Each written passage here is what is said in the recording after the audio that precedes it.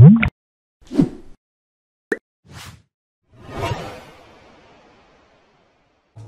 दोस्तों, स्वागत है आपका YouTube चैनल कंपटीशन बॉस पर और मैं हूं नीतीश। दोस्तों, हम बात कर रहे हैं second grade first grade Sanskrit का जो एग्जाम होने जा रहा है उसकी, और इसमें जो टॉपिक वाइज मैं आपको स्टडी पूरी की पूरी करा दूंगा, कोई दिक्कत वाली बात है नहीं।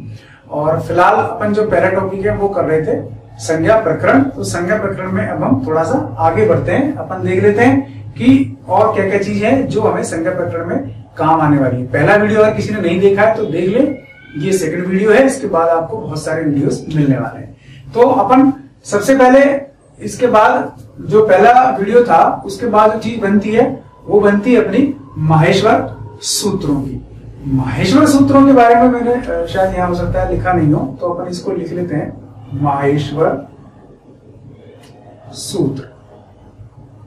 ठीक है, माहेश्वर सूत्र, महेश मतलब भगवान शिव को कहते हैं, और उन्होंने जो डमरू बजाया तो उससे जो ध्वनि उत्पन्न हुई, उसमें जो शब्द हुए, उसमें जो वर्ण निकले, उस ध्वनि से निकलने वाले वर्णों को ही माहेश्वर सूत्र कहा गया। पतंजलि भी इससे जुड़े हुए, मैंने आपको बताया था पहले वीडियो में कि पतंजलि ने महाभाष्य लिखा था। अच्छा, माहेश्वर सूत्र कितने हैं और इसमें क्या क्या चीजें हैं वो सब मैंने यहां लिखी हुई है। वीडियो को पॉज करने की जरूरत नहीं है, जितनी देर में पढ़ाऊंगा आप इनको उतार भी सकते हैं और समझना तो आपको है ही। तो अपन चलते हैं माहेश्वर सूत्रों पर। तो जब अपन सबसे पहले बात करते हैं माहेश्वर सूत्रों की, तो सबसे पहले बात यही आती है कि इनकी संख्या कितनी है ना। माहेश्वर सूत्रों की बात करें तो माहेश्वर सूत्रों की संख्या आपको यहां लिखी हुई है, फाइनल फिगर। तो माहेश्वर सूत्र कितने हैं अपने पास, यहां 14।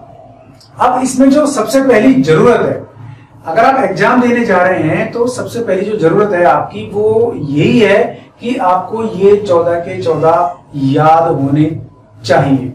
अगर आपको ये याद नहीं है तो आपको संस्कृत ग्रामर बहुत ही ज्यादा कठिन हो जाएगा। तो आप याद कर लें इसको। किस प्रकार पढ़ेंगे, देखिए, पहला माहेश्वर सूत्र है, उसमें ए ई उ ण, ठीक है ना। दूसरे में री लरी क, तीसरे में ए ओ न, चौथे में ए औ च, ठीक है ना। 4 हो गए, ए उण रील रिग ए ओंग ए औच, ठीक है। 5 अपन देखेंगे, है ये वे है टे। छठा है ले ने। 7वां है ये मेंग ने ने मैं, यानी पूरे के पूरे नाक से बोले जाने वाले वर्ण जो हैं वो यहां पे हैं। फिर 8वां है झ भ य, झ भ य। 9वां है घ ड़ ध श।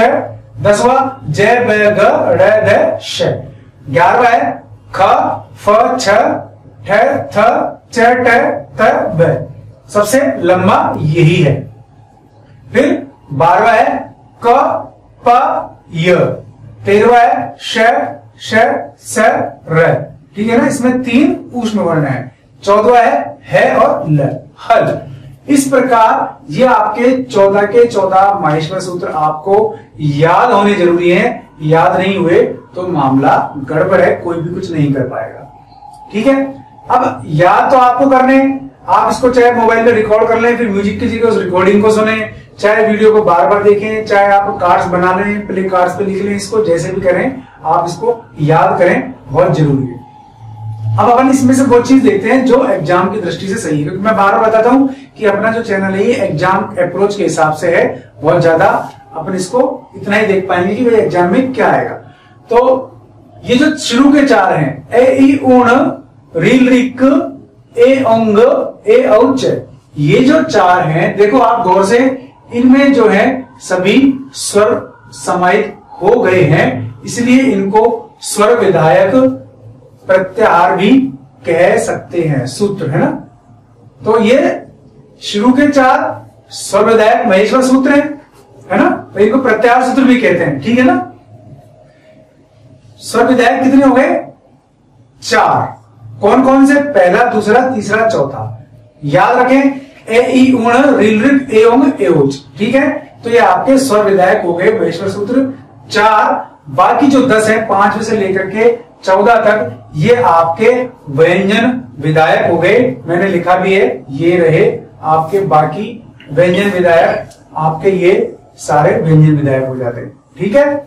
इस प्रकार आप याद कर सकते हैं, पहले 4 याद कर लें, फिर बाकी के 10 कर लें, या 2-2 3-3 बांट करके कर लें, पर याद करें, जैसे भी करें, जिस भी ट्रिक से करें, तो आप याद करें। 4 हो गए स्वर विधायक, बाकी 10 हो गए व्यंजन विधायक। ये आपके महेश्वर सूत्र हो गए। ठीक है, अब वो चीज देख लेते हैं कि इनमें से क्वेश्चंस कैसे आते हैं। तो देखो, आपने एक चीज गौर करी होगी, मैंने ये जितने भी 14 के 14 लिखे हैं, इसमें सब में अंतिम वर्ण हलंत हुआ पड़ा है। कोई सा भी आप उठा के देख लो, अगर नहीं हुआ होगा तो वो मेरी गलती से ही नहीं हुआ होगा, बाकी इसमें हर अंतिम वर्ण हलंत होता है। ठीक, तो पहली बात तो ये कि हलंत क्यों होता है, और दूसरी बात ये होता है तो किस सूत्र से होता है। ठीक है, ये चीज, इस प्रकार का सवाल अपने पास बनता है। ठीक है, तो पहली बात ध्यान रखें कि जब भी अपन इनसे प्रत्याहार बनाते हैं तो लिखते तो पूरा है। जैसे अपन लिखेंगे अण प्रत्याहार, ठीक है ना, अपन यही लेते हैं, जैसे अण प्रत्याहार। तो अण प्रत्याहार में कौन कौन से वर्ण आते हैं, तो अपन क्या करेंगे, अ, ई, उ, ने नहीं लिखेंगे।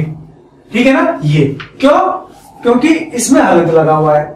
हलंत लगा हुआ है, इस कारण इसका लोप हो जाता है। लोप यहां होता है जब अपन से कोई पूछेगा कि अण प्रत्याहार में कौन कौन से वर्ण हैं, तो अपन अंतिम वर्ण को छोड़ करके बाकी सारे वर्ण उसको गिना देंगे, वो हमारा सही उत्तर होगा।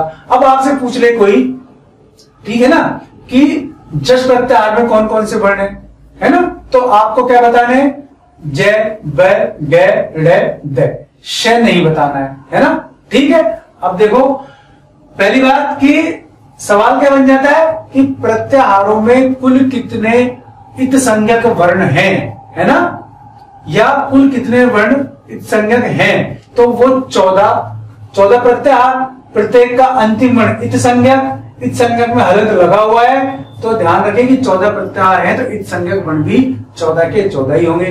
कौन सा वर्ण इत संज्ञक होता है, अंतिम वर्ण इत संज्ञक होता है, ये बात आप ध्यान रखें। ठीक है ना, लेकिन लण एक 6 नंबर पे ल और ण, ये एक ऐसा प्रत्याहार है जिसमें इत संज्ञा में न की तो होती ही है, लेकिन जब हम ल बनाएंगे तो ल बनाने के लिए आधा ल यानी ल हलंत और ए मिलाएंगे तो पूरा ल बनता है। तो ये कहता है कि इसमें ये जो ए है इसकी भी इत संज्ञा हो जाती है, तो इसमें दोनों वर्णों की इत संज्ञा होगी। तो ये किस प्रकार नजर आएगा अपने को, ये है ना, ये तीनों वर्ण इस प्रकार अपने को नजर आएंगे। तो लण प्रत्याहार में दोनों की इत संज्ञा होती है, किस किस की, ल में निहित आ की और न इसकी, दो इत संज्ञा इसमें हो जाती है। ठीक, ये चीज आपको क्लियर हो जानी चाहिए। इत संज्ञा वर्ण कितने हुए, 14। अभी इत संज्ञा होती किस सूत्र से है, ये सवाल कई बार पूछ लेता है, आपका नॉलेज टेस्ट तो होता है इसमें, तो पूछ लेता है कि प्रत्याहारों में अंतिम वर्ण की इत संज्ञा होती है किस सूत्र से, तो आप बताएंगे हलंतम सूत्र से इसकी इत संज्ञा होती है। प्रत्याहारों में निहित अंतिम वर्ण की इत संज्ञा हलंतम सूत्र से होती है। इत संज्ञा सूत्र और भी हैं, लेकिन किस सूत्र से किसकी होती है ये आगे आने वाले वीडियोस में आपको और क्लियर होता चला जाएगा, क्योंकि वीडियोस में क्या है कि कड़ियां बनी हुई है मित्रों, एक के पीछे एक, आप धीरे धीरे देखते जाएंगे तो आपको ग्रामर क्लियर हो जाएगा।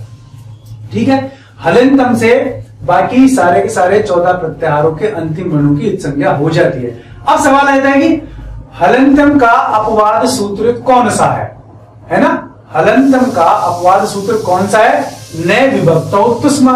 ये सूत्र क्या कहता है कि अगर हलंत वर्ण है अंतिम में तो भी विभक्ति में इत संज्ञा नहीं होगी। ठीक है, तो इसकी डिटेल अपन आगे देखेंगे, फिलहाल इतना ही देखें कि अंतिम वर्णों की सबकी इत संज्ञा है। सूत्र है उसका हलंतम, यानी कि संज्ञा किससे होती है, हलंतम से, और हलंतम का अपवाद सूत्र या उसका बिल्कुल विपरीत सूत्र न विभक्तो तुस्मा है। इस प्रकार आपके ये 4-5 सवाल यहाँ क्लियर हो गए। स्वर विधायक 4 प्रत्याहार हो गए आपके, 4 महेश्वर सूत्र हो गए, बाकी 10 महेश्वर सूत्र आपके जो है ये हो गए आपके व्यंजन विधायक। महेश्वर सूत्रों का काम क्या है, महेश्वर सूत्र प्रत्याहार निर्माण में काम आते हैं। महेश्वर सूत्र प्रत्याहार निर्माण में काम आते हैं, ये हमें याद रख लेना है। ठीक है ना, यानी कि ये एक जो एलिमेंट्स हैं, वर्ण हैं, उनके कॉलोनी बनाते हैं। ठीक है ना। जैसे अण एक कॉलोनी बन गई, है ना, एक कॉलोनी बन गई, ये मैं एक कॉलोनी बन गई। तो इस कॉलोनी में जो जो वर्ण है ये उनको बताते हैं, ठीक है ना। कौन कौन से, जैसे यम की बात करेंगे तो ये मैं न ये इसमें शामिल हो गए। बाकी ये कॉलोनी में, जब कॉलोनी के नाम में तो अंतिम वर्ण शामिल होता है, लेकिन ये कॉलोनी के मेंबर्स में गिना नहीं जाता है। इस प्रकार आप इसको याद रखें, ठीक है। अब महेश्वर सूत्रों के और जो सामान्य सवाल है, बिल्कुल सामान्य सवाल, जिसे अक्षर समामनाएं भी कहते हैं। क्यों? क्योंकि देखो आप सारे इसमें अक्षर यानी एलिमेंट्स आपके सामने रखे हुए हैं, इसीलिए इसको अक्षर समामनाएं कहते हैं, ठीक है ना। और प्रत्याहार चूंकि इन्हीं से बनते हैं और ये प्रत्याहारों को बनाने वाले सूत्र हैं, तो ये सूत्र रूप में रखे हुए हैं आपके सामने। जैसे अण है तो अण तो एक सूत्री है ना। अब अण में आता क्या क्या है, उसकी व्याख्या क्या है, तो वो तो आपको इनको देख के समझ में आएगा, इसलिए इनको प्रत्याहार सूत्र भी कहते हैं, ठीक है ना। अब इत संज्ञा वाले वर्ण मैं आपको बता ही चुका हूं कि इसमें जितने प्रत्याहार, जिसमें जितने महेश्वर सूत्र हैं उतने ही इसमें जो है इत संज्ञक वर्ण है या हलंत वाले वर्ण हैं, तो वो आपके 14 हैं। इस प्रकार आपके ये मोटे मोटे सवाल आ गए। इनसे बाहर अगर कोई सवाल जाएगा तो वो आपको बिल्कुल चिंता वाली बात नहीं है, नेक्स्ट वीडियो में डेफिनेट मिल जाएगा, क्योंकि फिलहाल वो सवाल कवर कर रहे हैं अपन जो इस टॉपिक से बनते हैं। इस टॉपिक से जुड़े अन्य टॉपिक्स या उनसे आने वाले सवाल वो अपन को उलझेंगे नहीं, अपन किसी में भी एक एक बिल्कुल मैं आपको चेक बाय चेक क्लियर करा दूंगा। कहीं भी किसी भी चीज में आपको घबराने की जरूरत नहीं है। कोई सवाल आपके माइंड में हो तो आप कमेंट करके पूछ सकते हैं, बस वीडियोस का आप कंप्लीट देखते रहें।